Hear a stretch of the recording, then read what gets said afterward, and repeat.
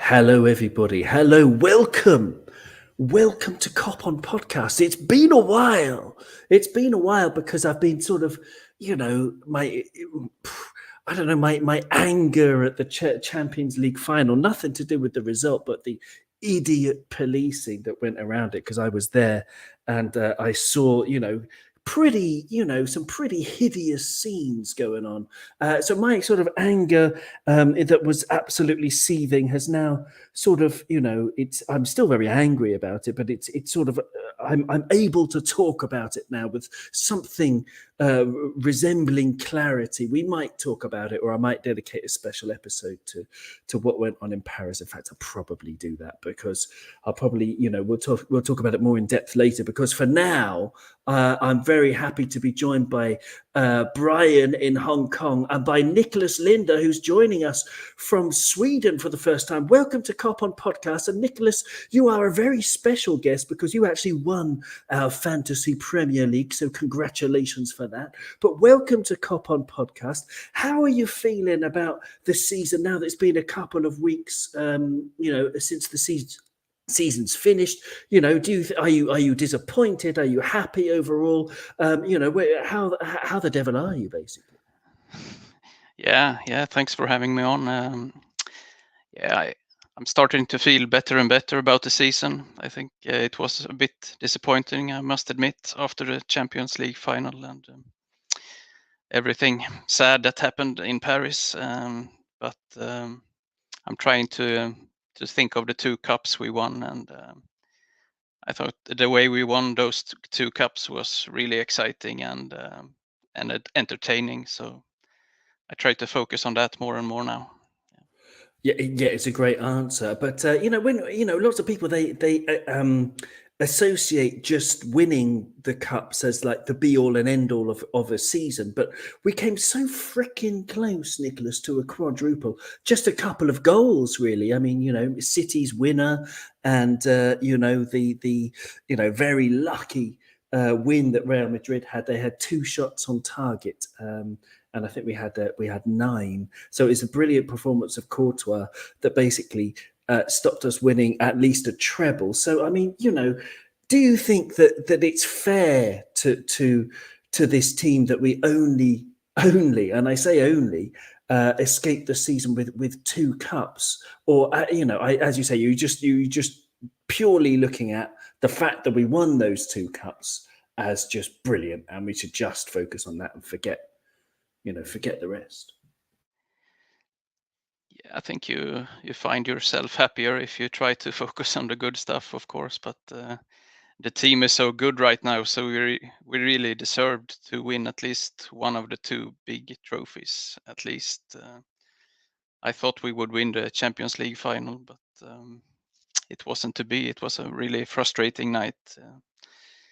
With many missed chances, and Courtois was awesome in goal, so you have to give him that. And I think we'll drop a few points in the league also that we really didn't have to drop points in those games. But so it's a bit of a shame. But I think most other teams in the league would be happy with what we achieved this year. So it's really great to be competing until the last game of the season. It absolutely is. Yeah, great answer. Absolutely. We do have a lot to be happy about, don't we, Brian? I mean, just before we pressed record and went live on YouTube, thanks to Doug from the Dugout for joining us and other people. Thank you. Get your comments in. Brian, you just before we press record, you said you're just about over losing the Champions League final. Is that true? You're over it. You're looking forward to, Darwin and the evolution of the species. Yeah, completely. I'm with Nicholas. I mean, I think in the greater scheme of things, the absolute best you can hope for is that your team is competing for everything right to the last game. And nobody has the right, nobody's name is on any cup or any title. You have to earn it. And look, it's just a phenomenal season, full of joy and so many good nights, and the whole thing overall, it was very disappointing I think a combination of what was happening outside the stadium and on the pitch just made for the whole thing just felt like a massive anticlimax, and something that I think a lot of people felt like the football became secondary quite quickly, which is a weird situation to be in because of the history of the club and what went on. But taking everything into account, I was looking very briefly over the results over the course of the season. And I had to kind of find bad results. There wasn't many of them, right? Such are the standards and the heights that we've achieved, or we're trying to pick the bones on where it went wrong. And you could make a case that it didn't go wrong.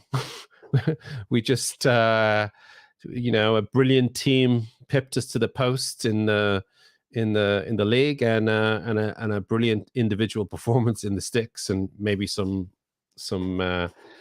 less than clinical finishing, robbed us of the cup in the end. But overall, I look back at this season with fondness, and we won the FA Cup, which we hadn't done that since Kenny, and it was far too long. So I mean, those 2 cup wins, I remember them I remember exactly how we got them. I remember the joy and how happy I was when those goals went in at the end. It was awesome. So I think it's onwards and upwards. I think you're totally right. I'm there now. I'm looking back like you guys on all the happiness of it all. I mean, I saw 2 replays on Twitter. One of Virgil van Dijk's penalty,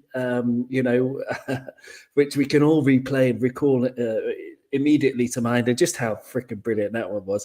And also Fabinho's Panenka penalty, which I had actually forgotten about, because there were so many wonderful moments from that penalty shootout with Kepa in goal. And then, to beat Chelsea in 2 finals is also particularly nice, isn't it, really? I mean, when we consider how much they've tried to rub in our faces all of their Pyrrhic victories, is that what it's called? When you just end up buying all of your success like Manchester City. We can look back on the journey, really. And even if we lost out on the two big ones at the end, the journey was amazing to get there, to get to so close to a quadruple. So yeah, I'm there now. I've made peace with the season, especially in the context of Paris, with all the, the faces of the children and the disabled fans and the elderly fans and all of the fans, that sort of burned into my mind as the sort of traumatic experience that everybody had there. I didn't give a monkeys about the final, the results. Anyone who's I don't know, there was I've got a 13-year-old student who was asked me, did you cry because Liverpool lost against Real Madrid? And I had to explain to him, no, I didn't even care. To be honest, I really don't care about that result, because there are more important things, as Brian said. But Brian was also talking about the points we lost. We're going to get into that soon. Exactly. We're going to start reviewing things with a view to looking forward, because in order to make progress, you have to look at what you've done, not badly, but you could have done things you could have done better in the past. So we're going to look at that as we go on into this episode. We're going to look at, the points we did lose in the Premier League, and how can we improve on those results going forward. But before that, there is some, pretty major news going on. It looks like DARWIN NUNEZ is signing for Liverpool FC. Off the bat, Nicholas, on a scale of 1 to 43, where 43 is absolutely deliriously excited, and 0, you don't care at all. It doesn't even doesn't change your heartbeat, doesn't change your pulse. It's basically as exciting as a letter from the tax man. Where are you on this scale of 1 to 43 in terms of excitement, Nicholas? Yeah, I think about 45, actually. 45? Yeah. I think if I could pick anyone at the moment, I think I would pick NUNEZ, actually. I thought he was excellent in both games against us in the Champions League, and when looking at those highlights on YouTube, it's pretty amazing. how he can finish both with his head, and he looks good on his feet also, while still being a pretty big guy. So and he's always in the right place at the right time inside the box, and I think that's what we need to finish off those great crosses from Trent and Robbo. So yeah, it could be pretty exciting next season, I think, if he joins. Well, absolutely, it's a great answer, and you're right. Yeah, this physical presence, the way that he heads, he sort of, he heads balls as hard as other people volley them, doesn't he? He looks absolutely lethal in the air. And what I like about him, I'll share my screen for those of you who are watching now. I'll share my screen to get some stats from fbref.com. What I like about him, he's going to be 23 years old in a matter of days. On June the 24th, he turns 23. What I like about him, Brian, is if you look at he's played 28 matches in the Primera Liga this season, 26 goals, and he played 10 matches in the Champions League and scored 6 goals. His assist count in those 38 major matches was only 4. So one thing I like about him, Brian, is he just doesn't give a monkeys about assists or about creating things. He just whacks the ball in the goal as often as possible, and that's absolutely brilliant. I mean, how excited are you on this scale of 0 to 43? Oh, I blacked out. When I seen that we signed him. I was like, yes, because I think I mentioned to you a couple of times. The minute I seen him play against, it's like, yes, that guy. Let's sign that guy. He was the first player that I seen us play against where I thought he's better than everybody that we've got on the pitch right now, particularly in his performance against us. He was so clinical. He finished like peak Salah. Like there wasn't a shadow of doubt when he just clipped the ball over Alisson, and he's so direct. And his physicality, I mean, he looks like what Andy Carroll could look like if he gave a fuck about football and laid off the ale. He's just, he's a specimen, and I also love the fact that United really genuinely wanted him, the same way they genuinely wanted Fabinho.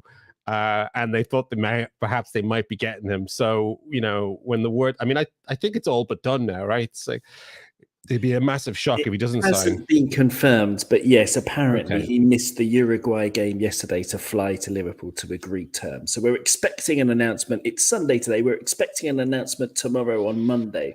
But yes, brilliant. It's all but done. But I think he's like the tip of the spear. He's like I think he almost could be like the Rosetta Stone of this transformation, this Klopp team 3.0. I feel like we're now really firmly in the next generation of this team, and there's quite a few players that we're sleeping on that's already in our team, that's already in the setup, that will become more prominent over the course of the next couple of seasons. And he just totally excites me. I mean, just brilliant. And there's something about him, you just know he's a star. Like he's like Hagland was 2 years ago, or 2.5 years ago. We've got him at the right time. He looks like an absolute winner, and I just think he's gonna explode when he gets into this Liverpool setup. I mean, he scored all those goals in the Champions League and in the league in that setup. Can you imagine what he's going to be like when you get him under Jurgen Klopp and our coaching team? Because I think a lot of people sleep on how good our coaching is. We make stars. We make, think of Natinho Filipino playing in centre back a couple of seasons ago. Suddenly he was the new Virgil van Dijk, and a lot of it goes down to coaching. So yeah, no, brilliant. I mean, if we don't sign a single other player, I'd be over the moon with him. I think we really needed to sign that player this season, this window. Yeah, I mean, it's something that we haven't done. It's a new dimension, the physicality that we mentioned. I think it would help in both boxes as well when we defend corners, because as we move on and we look into points lost, the West Ham game still rankles. It still irks me. But if we had had an extra sort of physical presence at the back, dealing with a couple of those corners, we could have done a lot better. I'm equally excited. Doug is extremely. He says he's absolutely delighted about Darwin Núñez, and our last Uruguayan wasn't bad either. Absolutely true, Doug. Absolutely true. But there's one that, the only cause for concern that's been mentioned on other podcasts and other things is his pass completion, because it's in the first percentile. 99% of attackers are better than him at sort of keeping the ball. And that's something he will have to improve on. He is raw. But as you say, Brian, with our coaches, we should be able to, make him slowly, be patient with him and watch him improve his hold-up play. Because 54% pass completion is very, very poor. But he's in the 97th percentile for non-penalty goals. His progressive carries are in the 91st percentile. His dribbles completed in the 88th percentile. But as I say, like, his other stats are just irrelevant. He's just someone who bangs them in. And I'm especially looking forward to how he links up with Mo Salah, because we have not played with a proper nine, a sort of physical, attacking nine for many years. And the last time Mo Salah played with one was with Dzeko at Roma. And if you look back, like I did today, to YouTube, and you look at Mo Salah and Dzeko's link up in that season before Mo Salah joined us, it was absolutely telepathic. It was absolutely beautiful how Mo was laying it on a plate for Edin Dzeko time and time again. So if he does that with Darwin, man, we're going to be dangerous. We're going to be dangerous. It does look, though, as well, it seems as though if Bayern Munich can, pull a decent, an offer, an uninsulting offer out of their butts, Nicholas, that Sadio Mane is going to be going. And I think we're going to miss him a lot. I think there's no other way. There's no way around it. Even with Darwin Núñez coming in, I mean, it's huge boots to fill, because Sadio Mane has just been marvelously good. I mean, he's got, 20 goals a season in all but one season for us or something, from the wing generally.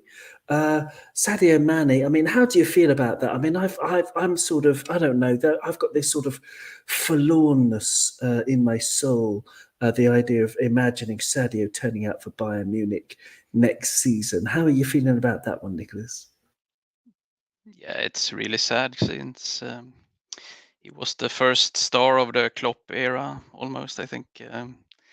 Remember him scoring that first goal against Arsenal, and I really liked him already when he was playing in Southampton. So I was excited when they signed him, and I think he's great. And he's not just great offensively, but he's also really good defensively. I think, especially this season, he's done a lot of hard work to keep us solid in the back. So I think maybe that's something that Núñez may have to improve on when he gets here. So, but so it's sad to see Mané go, but it's also maybe not good. Maybe good to switch players at the right moment before they start losing pace and so on. So maybe we should be happy for the years we had with Mané. He's been there quite a long time now. So that's very true. He's given us his best years, hasn't he? Absolutely. It's a very good point. In terms of what you're saying about defensively, though, if you have a look at the defensive stats for pressures, tackles, interceptions, blocks, clearances, and aerials won, you might be surprised that Sadio Mane is actually a lot worse than Darwin Núñez. You've got these stats here that I'm highlighting in yellow for those who are watching. That's pressing. Sadio Mane is in the 31st percentile. Tackles, 34th. Interceptions, only the 8th percentile. Blocks, 51st percentile. Clearances, 29th. And aerials won, 70th percentile. So Sadio Mane only scores above the 50th percentile on blocks and aerials won in terms of defensively, whereas Darwin Núñez is on with exactly the same metrics. He's in the 53rd percentile for pressing, 76th percentile for tackles, 81st for interceptions, 47th for blocks, clearances, he's in the 75th percentile, and Ariel's won 63rd percentile. So in pressing, tackling, intercepting, blocking, clearing, and winning headers, he's ahead of Mané in pretty much all of them, which surprises me, Nicholas. Does that surprise you? Are you now more comfortable with Darwin Núñez's defensive prowess? Yeah, definitely. Yeah, I didn't know that. Obviously, I haven't looked at Núñez play that much, as much as I've watched Mané, and yeah, maybe Mané does some more spectacular defensive work that you notice more than the good old-fashioned hard work. So yeah, it looks good. Then I'm not worried anymore about the defense. So Oh, excellent. great. Very good. I'm so glad we can allay some fears here on Carpod Yeah. Podcast. Excellent stuff. Well, thank you, Nicholas. It's a good answer, though. It's a very good point. Because Mané, I mean, it's not as if he shirks his responsibilities either. Núñez reminds me of Rush. And I know that that's ridiculously optimistic, but he just scores tons of goals with his right foot, his left foot, and his header, and he really runs when he's in defending as well. He chases and harries like a maniac with an axe. Brian, yes, well, Mané, yes, bye Mané. Mané's been, I mean, beautiful, but I really like what Nicholas was saying. Nicholas was saying he's given us his best years. I mean, we can just look at all the memories. There are so many memories. What immediately flood to mind when you think about the brilliance of Sadio Mané? Oh, he's dead to me now. He's a Bayern Munich player. So okay, we should just move on. I'm not sentimental. No. I feel like he was the one player that wanted to win the league the most the year that we won the league. For whatever reason, I felt like every time he crossed over the line, he just gave it everything, and he kind of fought tooth and nail that season. I just got this feeling he just wanted it so much, and some games he wanted it more than like when we were having an off day. He didn't have an off day. He kind of almost dragged the team back into form in some games, just by his sheer tenacity and his desire to lift that title. And look, he's a brilliant player. I think that there's always, every player has his time, you know, and sadly we might be seeing a time of one or two players might be moving on over the next few years, and it's just normal. I mean, I think just hopefully it'll all be done with good grace and in a friendly manner. The worst thing would be to see some silliness, reports saying this or reports saying that. That's the one thing that, I mean, I was really sad to see Genie go. I think that was a mistake letting him go. But I was doubly sad to hear afterwards all the kind of, he said, she said nonsense that went on that just didn't need to happen, and so I hope that, Genie goes with my absolute blessing and thanks and fond memories, and I wish him all the best in Bayern if that's where he ends up. I heard that they upped their offer by a year's subscription of National Geographic, so I don't know if that might push us over the yeah, they chucked in Netflix upgrades. You can watch on two screens at the same time as well. Yeah, yes, very tempting.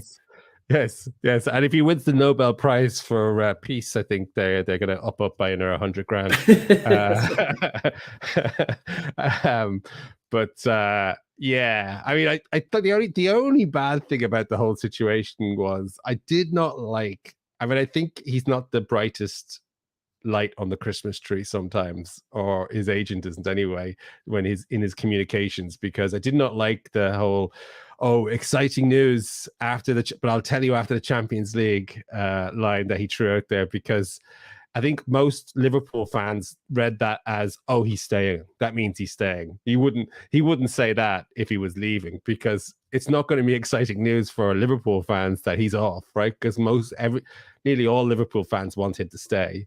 But I think a lot of Liverpool fans are understandable. Like, he's been with us 7 years. Maybe he wants a new challenge. No problem. By all means, go. But don't say exciting, really exciting news. And also, I took a poll on Twitter in back in my home country, and the results are in.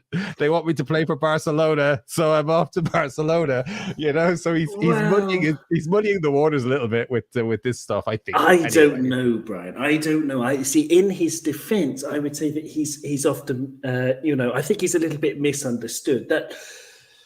I don't know, when he was saying, don't talk about it now, I'll tell you after the Champions League final. For me, that was just him trying to deflect or talk away from what was happening after the big match, to be honest. Oh, no, fair enough. But I think he said exciting news. That was the words. He said exciting news. Oh, really? So, I didn't see that. I didn't see that personally. But okay, I just saw him say that, we'll just speak about it after the Champions League final. But there you go.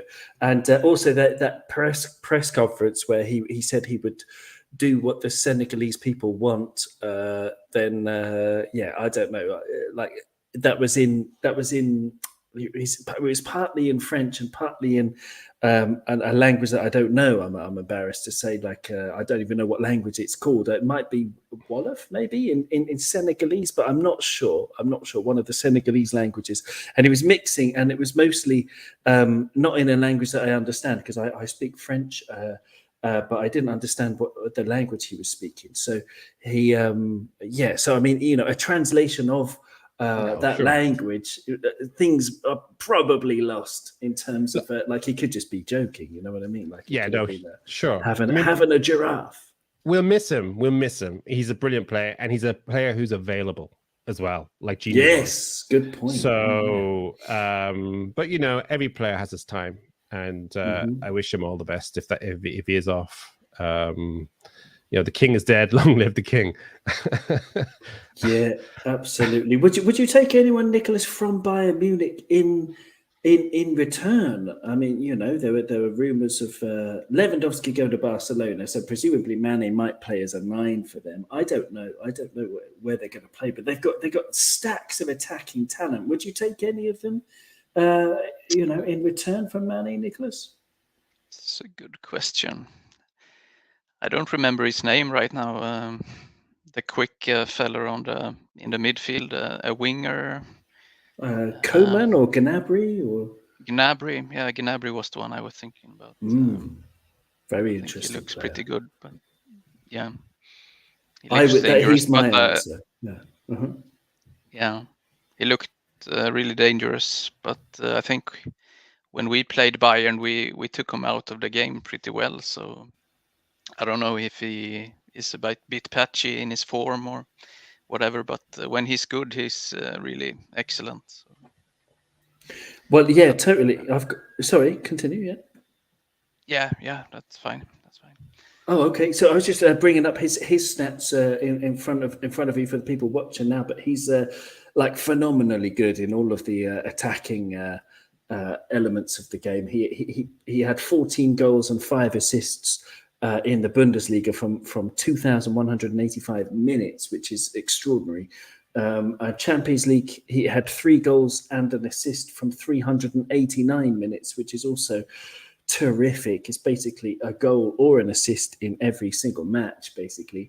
And his non-penalty goals are really good against other wingers. He's everything's good. Everything's above the 90th percentile in non-penalty goals, non-penalty expected goals, expected assists, non-penalty expected goals plus expected assists, passes attempted, progressive passes, progressive carries, dribbles completed, touches in the attacking penalty area, and progressive passes received, meaning he gets into dangerous areas. And also defensively, he's also very good as well. So yes, Serge Gnabry is a natural choice, a natural successor for Sadio Mane. So that would be very, very exciting. Brian, do you think we would need one? Let's say, for example, we get DARWIN NUNEZ in and Mane leaves. So we get, so we've got up front, we've got Diaz, Jota, NUNEZ, Salah, Taki Minamino for the moment, because he hasn't gone to Leeds yet, if he isn't going there. But Divok's gone, Sadio's gone. Are those 5 attackers enough, or would you like to see us bring in one more? I think we have enough up front. what we got. I mean, I think the players, the big name players that we signed them to be big name players. Like, so I think Diaz, I think he'll have his coming out season next year, because whilst people were raving about him and saying what a signing he was, he did miss a lot of chances, very marginally. I think the difference between him having an amazing season where he's probably the best opening season of any player in the league, and him, people are lauding about Diaz without him actually scoring an awful lot of goals. So if he adds those goals to his games, and the misses were just very, very close, then he'll be the first name on the team sheet. We got Jota, we got Salah, we got the kid that we signed from Fulham. Carvalho. I forgot about him. Fabio Carvalho. Yeah. The best football name in the world, literally he has to win the Ballon d'Or. If he doesn't, it's that's my prediction. Fabio Carvalho will win the Ballon d'Or within 5 years. I'm keeping he looks amazing, and then Harvey Elliott, as well. I mean, I know we've seen a lot of him in the middle of the pitch, but we've also seen a lot of him up on the right wing as well. So I think we've got a lot of options there, and if we do sign another player, we're probably going to take minutes away from those really amazing young players that we've got coming through, because I think these two young players like Harvey Elliott and Carvalho are legitimate potential starting 11 players, and they need minutes, and I think one more additional player up front may take those minutes away from them. So I would be happy if we didn't sign another player, and be more inclined. The perfect transfer season for me would be to sign NUNEZ and sign Bellingham, or somebody like that. Actually, I've seen, you probably know this guy, and there's another guy kicking about who I think might play for Lyon, or not a French team. There's like three names mentioned, and Bellingham is one, obviously. The other guy's gone to Real Madrid, and there's another guy who's a bit of a sleeper, who's a lot cheaper, and his stats are amazing. Do you know the guy I'm talking about? He's a DM, a defensive midfielder from Lyon. Not Lyon. No, forget I even said that. So basically, you're giving me a defensive midfielder for some club. And his stats are, he's in the top and his percentile. Stats are good. Okay. Everything. He has a pass. Does he play in France? Yes, he does. Okay. Sometimes you can see him with a bird on his shoulder, and one of his legs is wooden. I don't know if that kind of helps it narrow it down. His name is Jack something. Or Jack. Right. No. Anyway, it'll come to me. But he, that particular guy, again, looks amazing, and he looks like a player that will be like the big clubs will be breaking the bank for next season or the season after. Right now he's like one of those players on the trajectory of like, this guy will end up being brilliant. A bit like Darwin Núñez, because if we left Darwin Núñez one more season, it would cost an absolute fortune. You think 100 million's bad, it'll be like 150, 200 next season, right? When he continues the bank, a bit like Hagelin, right? We all watched his price go up and up and up and up, and everybody said, sign that guy, sign him. And we didn't, and so no. To answer your question, I don't think so. I'd rather see us signing a big midfield player, like a player in the midfield who can go straight into the starting 11. It's a great answer. Yeah, I mean, let's look at it now, Nicholas. Basically, how we can improve. How can Liverpool get better as we move forward? What do you think, Nicholas? I mean, what would you like us to do in terms of transfers? Yeah, I think defensive midfielder is the most important at the moment. Because we have Fabinho, of course, but we need one more defensive midfielder, I think, as cover. We have Thiago to spray the balls offensively, but someone like Kante or that type of player would be great. I don't have any suggestions right now, but the midfield is starting to get on and getting a bit old, or soon getting old at least. So I think we're well covered offensively and defensively otherwise. Yeah, I would agree. I would agree. What about? I mean, we're looking like we're signing this young kid from Scotland for 4 million from Aberdeen, Kelvin. I can't remember his name now, but yes, I don't know much about him. But if he comes in as cover for Trent, yes, we're fine in defence. We seem to be fine in attack. Although, if you give me a sniff at Gnabry, then I'm snorting him right up because I think he would be fantastic. I remember the as name well. now. Go on, Ibrahim Sangari. Is it? Sangare. Yes, okay. Yeah. I don't know That much guy. about him apart from his reputation, but there you go. Yeah, absolutely. He plays for PSV PSV, I think. Eindhoven. Yeah. Eindhoven. Yeah. Okay. Yeah. So he's an Ivory Coast international. I think he's supposed to be brilliant. He came from Toulouse. PSV signed him last season, I believe, in January, from Toulouse. And yes, I know his reputation. If you in look France, at his stats are off the charts. Off the charts. He's really unusual that his price is still reasonably low, but if you were buying him based purely on his stats, it would be a lot higher. His stats are amazing. Okay, well, I don't know where you're getting these stats. Just do you remember where you've seen them? Which website or anything? BrightonHayes.stats.com. Okay, it's a bit flaky, Okay. but it's I can give you the top line picture. The top line is he's amazing, absolutely amazing. Okay, He heads the ball really great, and he tackles really great, and he's always available. And his progressive carries for a big man is really great. And overall, the summary is just he's really great. Okay, well, there you go. That's all we need to know. Back to you, Owen. That's right. Yeah, stick 100 million bid in. Very good. But I totally agree. This kind of character where we've got, where we've got, I mean, someone who's able to cover the ground. Because what I've done for today, we've only got 10 minutes left to get into it, but. Kelvin Ramsey's Genie20. Hello, Genie20 in the chat. He's saying that Kelvin Ramsey looking forward to seeing, or is it Jacob Ramsey? I'm not sure who you're talking about. Who are you talking about, Genie20 in the chat? He said he's looking forward to this Ramsey kid, maybe Jacob Ramsey from Aston Villa. That kind of character who's combative midfielder would be very, very good for us, because what I've looked at is all of the points that we dropped in the Premier League last season. So we drew 8 matches and we lost 2 matches. Okay, and I've had quite a deep look. It's currently 17 pages long, my Google Doc that I've made today about all of the points that we dropped last season. It's an interesting thing to talk about because we do see potentially where we need to improve for next season.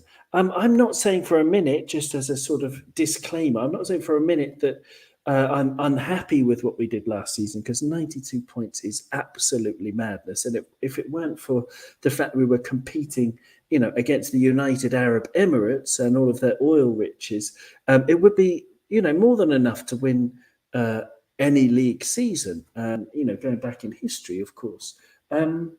Manchester United only ever managed 92 points once under Ferguson. It would have been equaled their best ever league season, 92 points. So to miss out by a point, obviously we don't need to change much. That's a disclaimer there. But the matches we drew, if I can remember how to speak English, last season were against Chelsea, Brentford, Manchester City, Brighton, Tottenham, Chelsea, City and Tottenham. There you go. Those are all of the matches we drew. In 1, 2, 3, 4, 5, 6 of those 8 matches, there was one factor that was consistent with 6 of those 8 draws, and that was Thiago Alcantara missing from midfield. In the 2 losses we had last season, they were against West Ham and Leicester City. The factor in both of those was Thiago Alcantara missing from midfield as well. So we're talking 8 out of the 10 matches that we dropped points in were without Thiago. Nicholas, that is, I find, because I've only just realised this morning, I find that quite extraordinary, But does that tell you, what does that tell you about the team? That we need better cover for when Thiago is injured, or that we need to sign, a similar player to him? I mean, if there is anyone like that, like a similar kind of playmaker type midfielder who can come in for and replace Thiago, so we won't miss that sort of deep-lying creative playmaker genius that he provides. Someone like Neuhaus, or someone like that. Like a Xabi Alonso style type deep-lying playmaker. What do you think? What do you think about that? Thiago is the main factor that links all of the times that we drop points. Yeah, I think Thiago is really important for us to dominate the games. So maybe in that case, it doesn't have to be such a defensive midfielder, but a playmaker, like you say. So yeah, those are hard to find. Maybe if we go back to Bayern, they have Joshua Kimmich. It's a really good midfielder. Maybe could fill in when Thiago is not there. Maybe he could get the starting spot also, of course. But it was a bit surprising that it was such a clear line there between Thiago missing and us losing points. I wouldn't expect that. So, yeah, but it's been really great this season when he's been available. Well, I mean, yeah. Does that goal against Porto come into your daydreams and night dreams? And I won't get too personal. What kind of night dreams? But I mean, do you think about that sort of? I think about it about 7 times a day. That goal against Porto from Thiago. There's been so many great moments this season, so I almost forgot about that. But that was one of the most beautiful goals I've seen. I think the ball beautiful, just bounced yeah. off. Yeah, never seen anything like it either. I think so. Yeah. Well, absolutely. I mean, beautiful is a great word to watch Thiago play football. It is beautiful. It is the beautiful game. The way he strokes the ball in any kind of direction with any kind of spin and madness. It's beautiful to watch. But when he's not there, do we need a destroyer? Do we also need a destroyer to cover for Fabinho? Because Fabinho was not present when we drew with Brighton on the 30th of October last year. And he was also not there. Well, Thiago, Fabinho and Henderson were missing when we played Tottenham last year. So I don't know, who would you go for? Would you go for a deep-lying playmaker or a combative number 6, Brian? Where do you stand on this? Well, I mean, that's really revealing, the statistics that you just brought to light there. I mean, I think, and I'm sure that our analytics team would be aware of that as well. And so that would suggest that we do need to sign a player that has got a bit of versatility, that can offer something similar to what Thiago gives us when he's playing, because that's pretty stark, actually, what you've just said there. I mean, I think I looked through those games that we dropped points, and you could argue that a lot of those games that were very tight. Some of the Chelsea games were very, very tight, and a fair result. Spurs, we probably should have won that Spurs game. Definitely, I'd say. The West Ham game, I'm sorry, I think we were just robbed of that. That was assault in the box. That was such a shitfest of bad refereeing, bad VAR calls. It was just horrendous. That the way we kind of we were on the bad end of a bad refereeing performance that day. Our goalkeeper had no protection. The first goal was supposedly an own goal. It was really bad. But I think, sorry to stop you, but I've got a picture that I've just put on the screen there, where Ogbonna, I mean, it's a freeze frame that I took from the highlights that RMC posted on YouTube. It's a freeze frame of the corner. It's 4 minutes on the clock, or 3 minutes something on the clock. It's West Ham's opening goal, and you can clearly see in the freeze frame Ogbonna's right arm is going backwards over his shoulder, and it's preventing Alisson's right arm from basically getting to the ball. So it's a clear foul that you can see from the freeze frame. And what you can't see from the freeze frame that you can see from the video is that Ogbonna's actually jumping backwards and throwing his right arm back. That wasn't the only thing in that game as well. That's the problem, is they obviously had a clear plan to rough up the goalkeeper, and they were crowding the box. They were knocking in swingers. And I think the only thing we could have possibly done different in that game is if Hendo and some of the other lads started running to the referee with their arms outstretched and absolutely gave him dog's abuse at every moment, because that game felt like we were robbed of our points there, So I remember that was the only game I felt angry the entire season. I just thought that was just horrendous. But overall, I think going into the new season, I think the only way we win the title is if we get ahead of City. We can't let them get back in. It's that simple. If we get ahead of them in week 3, we have to stay on ahead of them until the end of the season. Whatever, as long as we're chasing, the margins are that fine.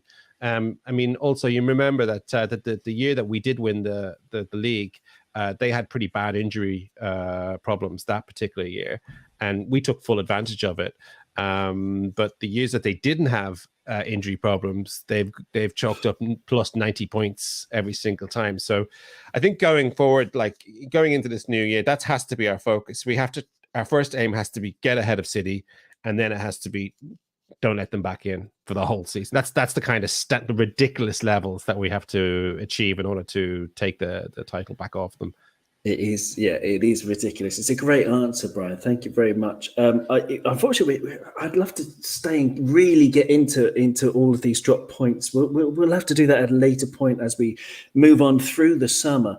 But Nicholas, I'm just going to give you another key thing, that moving forward into next season. Brian's mentioned the way that we didn't deserve to lose or drop points, and he's absolutely right, Nicholas, because out of the 10 games, the 8 draws and the 2 losses, we are only behind. We only had an inferior XG in 4 of those, and there was only 1 of them where we were absolutely really behind on XG, and that was against Tottenham when 2-2 on the 19th of December last year, when, as I said before, Thiago, Fabinho and Henderson were missing. So in their place, we had other players missing as well. We had to play Milner, Tyler Morton and Naby Keita in midfield. They barely know each other's names, let alone had ever played together before.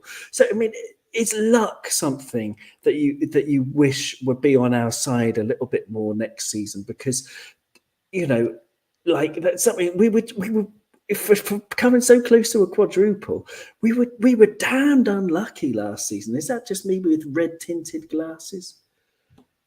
No, I think you're right there. You really need some luck also to win a title, especially when you have Man City coming up against you. But so I think we were unfortunate in quite a lot of games. Maybe our finishing could be a bit better sometimes also. Not that Salah, Mané or Jota were bad, but Jota especially squandered a lot of good chances this year.